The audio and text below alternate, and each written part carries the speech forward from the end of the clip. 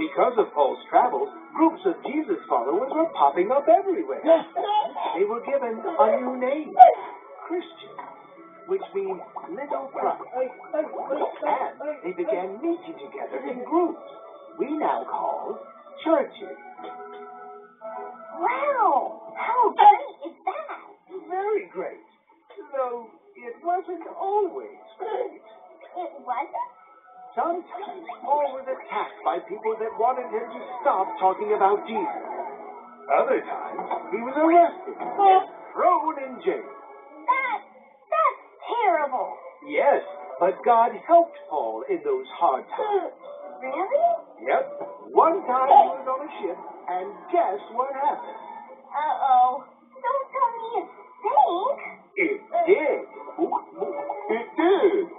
But Paul and the crew made it to an island where the local people helped them. Phew. That was nice. It was. But then, as Paul was building a fire, he got bit by a poisonous snake. Oh, no. A snake? That's really terrible. He's a goner. But you know what Paul did? He trusted God. He shook the snake off and kept on working. He did? Uh-huh. When nothing happened to Paul, the people realized that they had seen a miracle. They were so excited that they brought 6 people to Paul and God healed them. Wow! So, you see, even in the hard times, Paul was filled with joy. And he was in jail.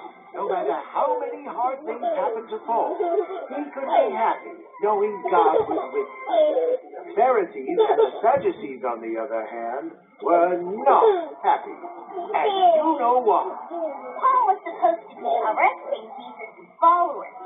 Yes, but instead he was helping churches grow all over the place. So, Pharisees and Sadducees had Paul thrown in jail. And there he found out something really bad. Uh-oh. What? They were planning to kill him. Oh, terrible. What did Paul do? I am a Roman citizen. I appeal unto Caesar. Appeal to Caesar? What does that mean? I'll explain. Remember that Paul was a Roman citizen? By appealing to Caesar, the Roman ruler at the time, he was asking for Roman protection. So, Paul was sent all the way about Jesus. But Caesar was a little busy, so Paul sat in jail for 2 whole years. 2 years? What did he do that time? Since he couldn't go out and tell people about Jesus, I wrote letters. yes, lots of letters that help churches learn how to be followers of Jesus. You've probably seen some of Paul's letters in the Bible, like Galatians, Ephesians, Philippians, and Colossians. Oh, what's that? That one was all about joy, and it was written to the Christians in Philippi. Because Paul was full of joy, no matter what. It sure sounds like you stayed busy. Yes, busy for Jesus, even when he was in jail. Wow, God really helped Paul turn something that was terrible into something very good. Yes, he did.